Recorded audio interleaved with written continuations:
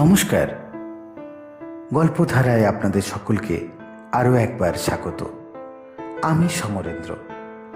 আজকের গল্প বালিডাঙ্গার মাঠ, ষষ্ঠীপদ চট্টোপাধ্যায়। মির্জানগরের মাঠ পেরিয়ে কানা নদী পার হয়ে কিছুটা পথ গেলেই ডান দিকে যে পুকুরটা পড়বে, সেই পুকুরকে এই অঞ্চলের লোক এড়িয়ে চলে। কেননা ভয়ঙ্কর পুকুরটা। সরু কখানার পুকুর, পুকুরের চারপাশে ঘন বাঁশবন, গভীর কালো জল, পুকুর ভর্তি মাছ, কিন্তু ধরে না কেউ। এমনও প্রবাদ আছে, এই পুকুর থেকে নাকি মাছরাঙায় মাছ নেয় না, সাপেও ব্যাঙ ধরে না। অথচ মেছো পুকুর। আদিবাসী সম্প্রদায়ের কিছু লোক বা যাযাবর বেদিনীরা দু একবার চেষ্টা করেছিল এই পুকুরের পাশে বসবাস করে এর বদনাম ঘোচাতে, কিন্তু পারেনি। এক রাত যে থেকেছে সেই বলেছে, বাপ রে বাপ। তা এই পুকুরকে নিয়ে কিন্তু আজকের এই গল্প নয়। বর্ধমানের মুচ থানা মথুরাপুর থেকে হরিহর যাচ্ছিল ওর বোনের বাড়ি। অনেকদিন কোনো খবরাখবর না পেয়ে মনে মনে খুব উৎকণ্ঠিত হয়েছিল। এমন সময় হঠাৎই একজনের মুখে শুনতে পেল ওর বোনের নাকি খুব অসুখ। তাই আর একটুও দেরি না করে সে গামছায় দুটি মুড়ি বেঁধে রওনা হলো বোনের বাড়ির দিকে। হরিহর যে পথে যাচ্ছিল সেই পথেই এই সরু কখানার এবং বালিডাঙ্গার মাঠ। তা এই দুটো জায়গায় ছিল খুব খারাপ।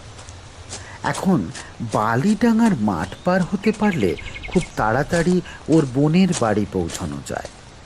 আর এই মাঠকে ত্যাগ করলে বা অন্য পথে ঘুরে গেলে ৩-৪ মাইল পথ হাঁটা তো বেশিই হয়, উপরন্তু বোনের বাড়ি পৌঁছতে রাতও হয়ে যায় খুব।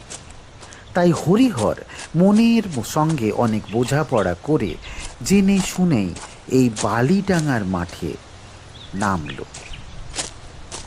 ভূতের উপদ্রবের জন্য এ মাঠে চাষও হয় না বলতে গেলে, আর একজনও থাকে না। হরিহর মাঠে নেমে দেখল ধুধু করছে মাঠ, দিগন্ত বিস্তৃত, চৈত্রের রৌদ্রের লিলি করছে যেন। এই দিনের আলোয় তাই ভয় পাওয়ার কোনো কারণ নেই। একবার জয় দুর্গা বলে কোনো রকমে মাঠটা পার হতে পারলেই নিশ্চিন্তি। রাত ভিত হলে অবশ্য অন্য কথা ছিল। এখন এখানে ভয় কি? ভূতেরা আর যাই করুক, দিনের বেলায় তো ভয় দেখাবে না। আর সত্যি যদি ভয় দেখায় তো ভূত কি জিনিস তা সচক্ষে দেখাই যাবে। কেননা ভূত আছে শুনেছে। অন্ধকারে পুকুর পাড়ে বনে বাদারে ভূতের ভয়ে গা ছমছম করে, তাও জানে, কিন্তু ভূত ও নিজে কখনো দেখেনি বা কেউ দেখেছে বলে শোনেনি। তাই এই বালিডাঙ্গার মাঠে এসে সত্যি সত্যি যদি ভূত দেখা যায় তো মন্দ কি? হরিহর আপন মনে এগিয়ে চলেছে। তাছাড়া সত্যি বলতে কি, মনটা ওর ভালো নেই। বহু কষ্ট করে বোনটার বিয়ে দিয়েছে ও, অথচ এই 1 বছরের মধ্যে ওর এমন একটা অসুখের কথা শুনে মনটা খারাপ হয়ে গেছে। তাই স্বাভাবিকের চেয়েও একটু দ্রুত পা চালিয়ে ও মাঠের ওপর দিয়ে চলতে লাগলো। বেশ খানিকটা গেছে, এমন সময় হঠাৎই মনে হলো কে যেন ওর পিছনে পিছনে আসছে। হরিহর একবার তাকিয়ে দেখল, কই কেউ তো নেই। আবার চলা শুরু করলো। আবার ওই রকমই মনে হলো। ভারী মজার ব্যাপার তো। এমন সময় হঠাৎ ওর সামনে কে যেন একজন পথ রোধ করে দাঁড়ালো। দেখলো কাস্তে হাতে একজন কৃষাণ, মাথায় গামছার ফেট্টি বাঁধা, কৃষাণটি গম্ভীর গলায় বলল, ওহে ও ছোকরা, বলি ওই ভোর দুপুরে বালিডাঙ্গার মাঠ পার হয়ে যাচ্ছ কোথায়? হরিহর বলল, হ্যাঁ, আমার বোনের খুব অসুখ, তাই দেখতে যাচ্ছি। কেন, আর কোনো পথ ছিল না? সেই পথে গেলে রাত্রি হয়ে যাবে, তাই এই পথে যাচ্ছি। খুব বাড়াবাড়ি অসুখী না। বাড়াবাড়ি না ছাই, বুকে সর্দি বসে জ্বর হয়েছিল, এখন সেরে গেছে, ভালোই আছে। তুমি আর এগিয়েও না, যেমন এসেছো তেমনই ফিরে যাও। হয় দু ঘুরে যাও, নয়তো ঘরে যাও। হ্যাঁ, তা কি করে হয় ভাই? তা যা বলছি শোনো, আর এগিয়েও না। আমাদের সভা চলছে এখন, গেলে অসুবিধে হবে। তোমার বোনের বাড়ি খবর ভালো। হরিহর বলল, যে ভালো হোক বা মন্দ হোক, এত পথ কষ্ট করে এসেছি যখন, ফিরে তো যাব না। আর কাল কে আসবে? যা হয় হবে, আমি যাবই। কৃষাণ বলল, আমার কথা তো তাহলে শুনবে না তাহলে নাকি? হ্যাঁ। হরিহর ওর কথার উত্তর না দিয়েই এগিয়ে চলল। কিন্তু কিছু দূর যাওয়ার পরই হঠাৎ ওর শরীরে কিরকম যেন একটা শিহরণ খেলে গেল। ও দেখল একটা প্রাচীন বটগাছের নিচে কতগুলো কায়াহীন ছায়া গোল হয়ে বসে আছে, আর তাদের মাঝখানে বসে আছে গলায় হাড়ের মালা পরা আর একজন ছায়ামূর্তি। এই কি তবে ভূতের রাজা? আর এরা সবাই ভূত? ভূত ছাড়া এরা আর কি বা হতে পারে? কারো কোনো শরীর নেই, শুধু ছায়াগুলো রয়েছে। হরিহর যেতেই ওদের সবার কাজ থেমে গেল। সবাই চুপচাপ। ভূতের রাজা ক্রুদ্ধ দৃষ্টিতে হরিহরের দিকে তাকিয়ে পড়ল, এ তুই অমন আচমকা এসে পড়ে আমাদের সভার কাজ বন্ধ করলি কেন? হরিহর দারুণ ভয় পেয়ে বলল, আগে আমি নিরুপায় হয়ে এই পথে এসে পড়েছি। তাছাড়া আমি তো আপনাদের কোনো ক্ষতি করিনি, আমি এই তো এ পাশ দিয়ে যাচ্ছি। আমার কোনো লোক তোকে এ পাতে আসতে বারণ করেনি? আগে করেছিল, তবে সে যে আপনার লোক তা অবশ্যই আমি জানতুমনি। সে আমাদেরই লোক। ভূতের রাজা হরিহরকে আর কিছুই বলল না, শুধু হাত নেড়ে দলের লোকেদের ইশারা করতেই সবাই মিলে গেল। পরক্ষণেই ঝাঁঝা রোদ্দুরে একটু ঠান্ডা হাওয়া বইল শুধু। হরিহর বুঝল কাজটা সে সত্যি ভালো করেনি। হরিহরের একবার ভয় হলো, আবার ভয়কে জয়ও করল সে। জীবনে এই প্রথম ভূত দেখল, তাও দিন দুপুরে। এই গল্প করবে কার কাছে? যাকে বলবে সেই তো হাসবে, কিন্তু কেউ বিশ্বাস করুক আর নাই করুক, হরিহর নিজে তো করেছে। হ্যাঁ, ভূত আছে, সত্যিই আছে, এবং সে ভূত জনশ্রুতির নয়, বাস্তবের। কেননা সে নিজের চোখে ভূত দেখেছে। যাই হোক, সন্ধ্যের আগেই সে বোনের বাড়ি পৌঁছল। হরিহরের মুখে সব কথা শুনে ওর বোনের শ্বশুর এবং অন্যান্য লোকেরা সবাই খুব বকাবকি করল ওকে। সবাই বলল, কাজটা খুব ভালো করেনি হরিহর। যে পথে কেউ আসে না, সেই পথেই এই ভর দুপুরে কেন এলে? তাও এলেই যখন, ওই কৃষাণের নিষেধ তুমি উপেক্ষা করলে কেন? এখন যদি তুমি ওদের কোপ দৃষ্টিতে পড়ো, তোমাকে রক্ষা করবে কে? হরিহরের বোন বলল, তাছাড়া আমার সত্যি সত্যি কোনো ভারী অসুখ হয়নি দাদা, সামান্য একটু জ্বরই হয়েছিল, মুখে সর্দি বসে জ্বর, কয়েকটা ইঞ্জেকশন নিতেই সেরে গেছে। এদিকে অনেকদিন তুমি আসনি বলে তোমার কোনো খবর টবরও না পেয়ে মনটা খুব দুঃখিত হয়েছিল, দারুণ অভিমানও হয়েছিল।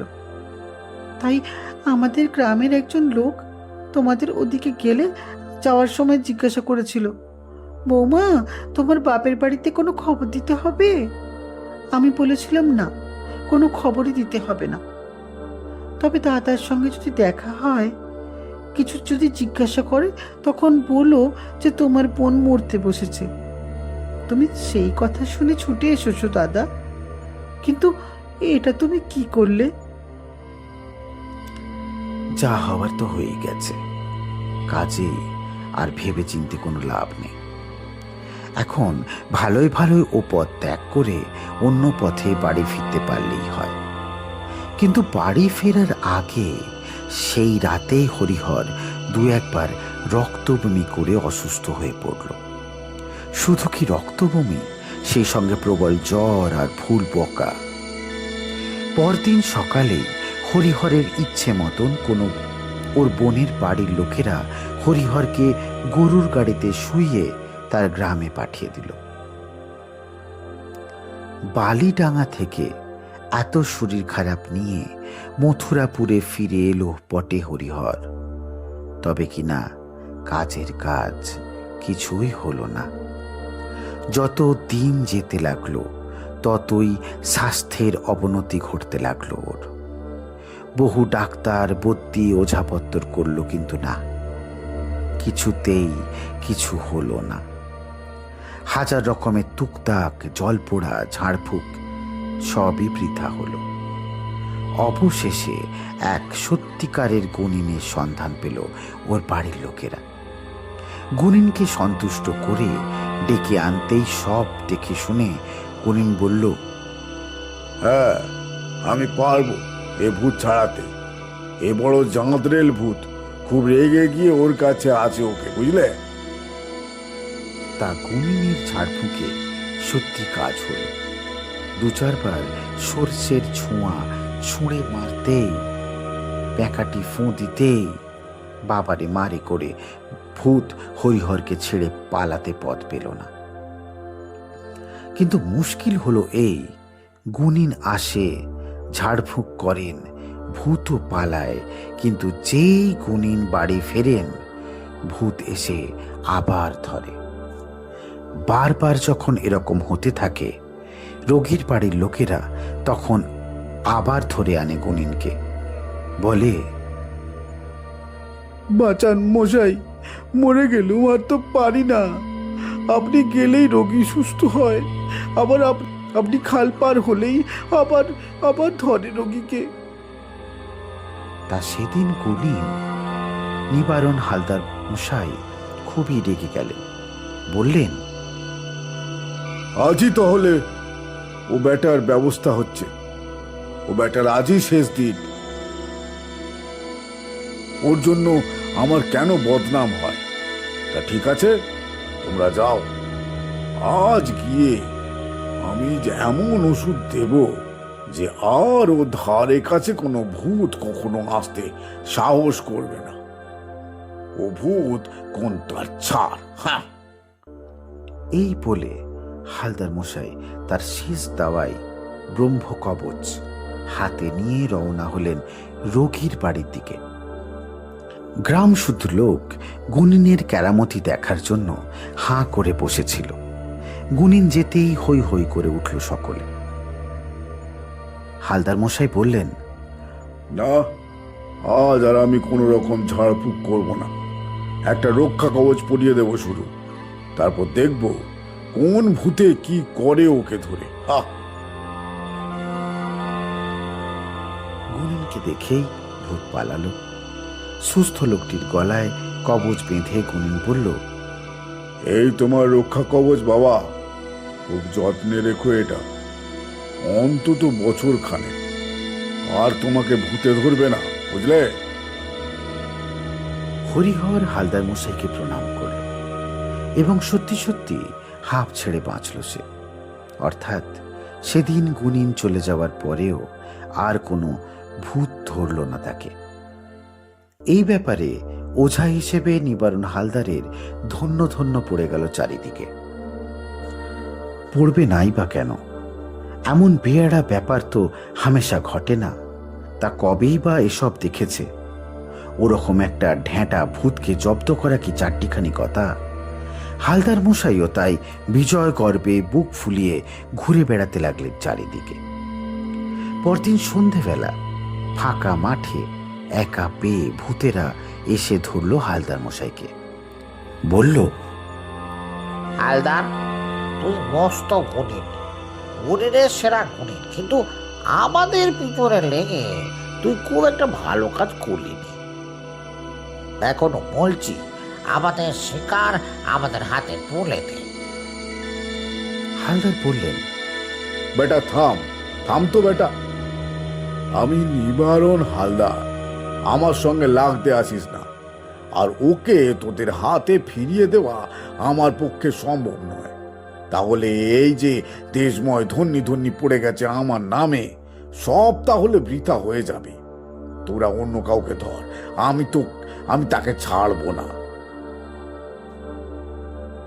হরিহর আমাদের শিকার, আমরা খুব রেগে আছি ওর ওপর।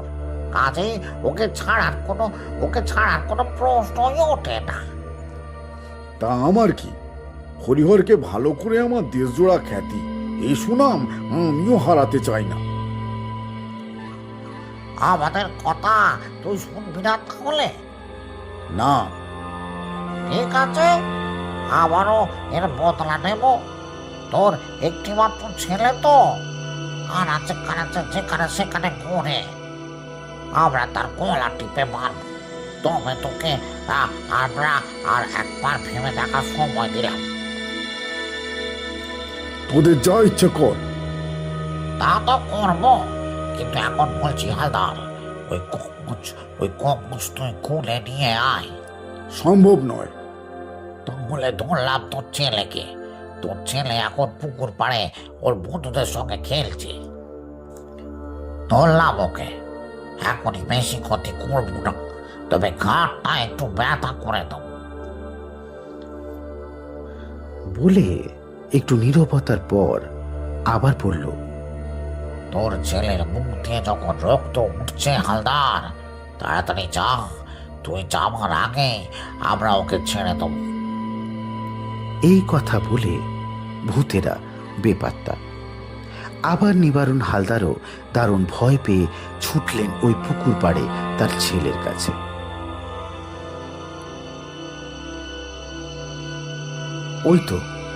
ওই তো তার ছেলেকে ঘিরে সবাই কেমন গোল হয়ে বসে আছে।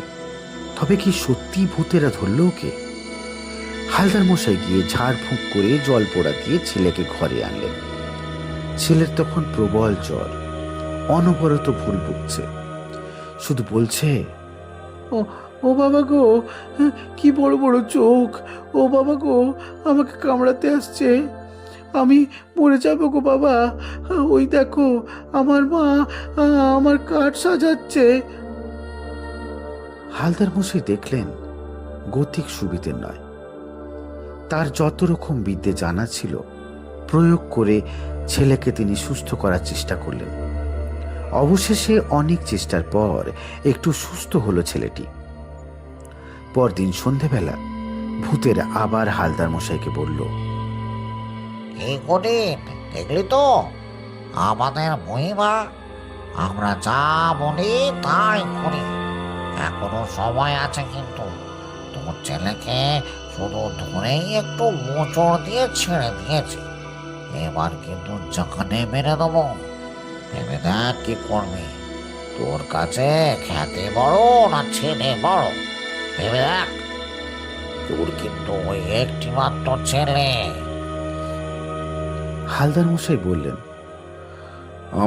আমার কাছে খ্যাতি বড়, ছেলে নয়। ঠিক আছে, হরিহরের বদলাটা তোর ছেলেকে দিয়ে নিতে হবে দেখছি। তবে আর একবার সুযোগ তোকে দেব। হালদার চিন্তান্বিত হয়ে বাড়িতে ফিরে এলেন। চিন্তার কারণ আছে বই কি। হতচ্ছাড়া ভূতগুলো আগে যদি কিছু বলতো তখন না হয় চিন্তা করে দেখা যেত, কিন্তু এখন নিজের হাতে লোকের গলায় কবজ বেঁধে সেই কবজ খুলে আনবে কি করে? এদিকে ওদের এত রাগ এখন ছেলেটার উপর পড়েছে। হালদার মশাইয়ের সব কিছু কেমন যেন গোলমাল হয়ে যেতে লাগলো। বাড়ি ফিরতেই হালদার মশাইয়ের স্ত্রী তো এসে হালদারের পা দুটো জড়িয়ে ধরলেন। হালদার মশাই বললেন, কি ব্যাপার, হলো কি তোমার, কাঁদছো কেন? তার আগে বলো, তোমার কি সত্যি সত্যি মতির জন্য হয়েছে গো? তার মানে? তার মানে তুমি ভালো রকমই জানো। আরে আরে, কি হলো বলতো? কি হলো তুমি জানো না? এই তো একটু আগে পুকুর ঘাটে তোমাকে দেখা হয়েছিল। ওরা বলে গেল তুমি নাকি ওদের কথায় রাজি হচ্ছ না। ওরা বলছে এখনো সময় আছে। হালদার মশাইকে একটু বুঝিয়ে বলো যেন ওই কবচটা কালীকে খুলে নিয়ে আসে। ওরা একথা বলেছে। আমরা সচরাচর কোনো ক্ষতি করি না। ওই লোকটাকে বারণ করা সত্ত্বেও আমার জরুরি মিটিং এর দিনে ও জোর করে ওই মাঠে গিয়েছিল। শুধু তাই নয়, ওরা বারবার বলেছে তুমি শিগগিরি করবো ওঝাগিরি করছো বলে ওদের কোনো রাগ নেই তোমার উপর, কিন্তু ওদের কথা তুমি যদি না শোনো, যদি তুমি ওদের মুখের গ্রাস ফিরিয়ে না দাও, তাহলে তোমার উপর প্রতিশোধ নেওয়ার জন্য ওরা তোমার ছেলেকে মারবে, আমাকেও মারবে। এখন বলো, তোমার এত দরদ কেন ওদের ওপরে? কিসের এত জেদ তোমার? শুধু তোমার কুমার তুমির জন্য না, আমার এই ছেলেটার মুখখানি দিয়ে খানিকটা রক্ত উঠলো। সব জেনে শুনে চুপ করে আছো তুমি। তুমি বাপ না পিশাচ?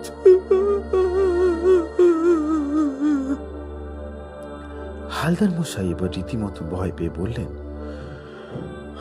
ওরা বুঝি এসব কথা বলেছে তোমাকে? না বললে জানলাম কি করে বলো? কি মুশকিল হয়েছে কি জানো, আমি ওই কবচ কি করে খুলে আনবো? কেন কেন?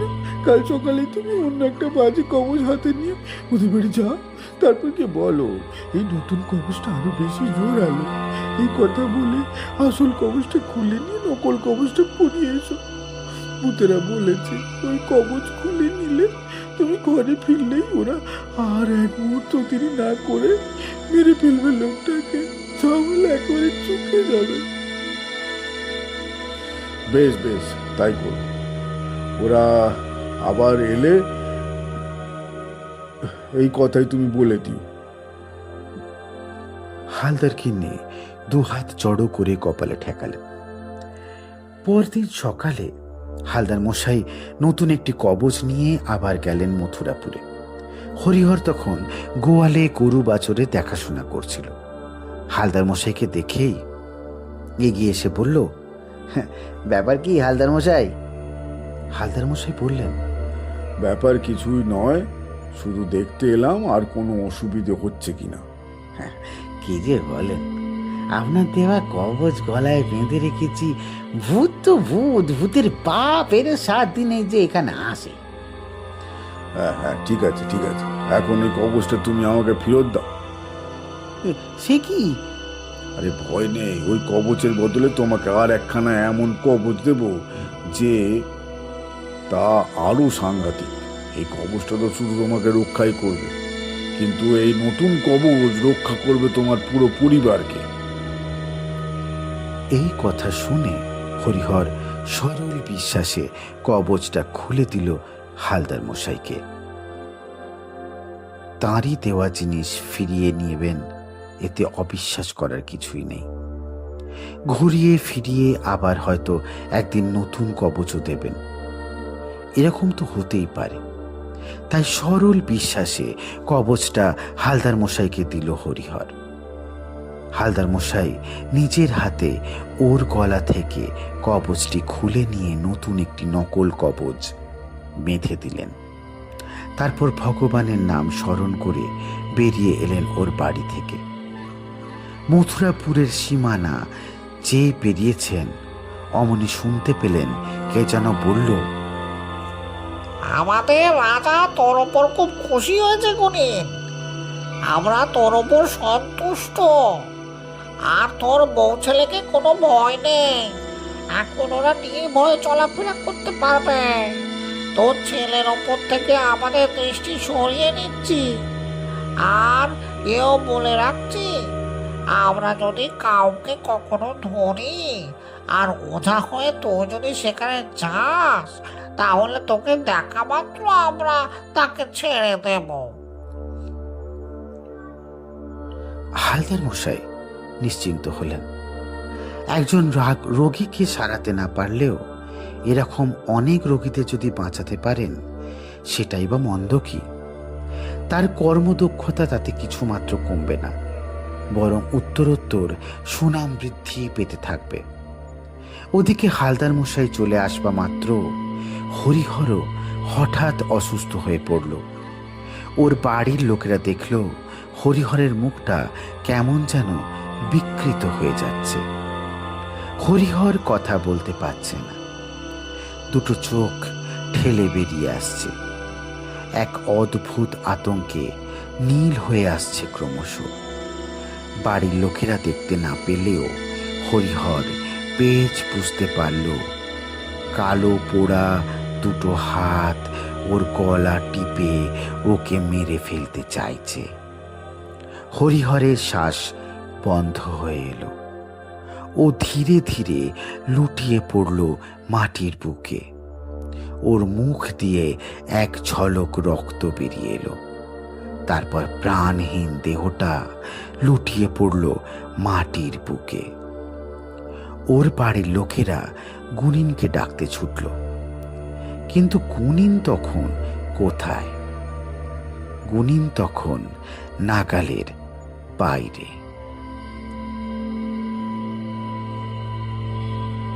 আবার নতুন গল্প নিয়ে শীঘ্রই হাজির হব।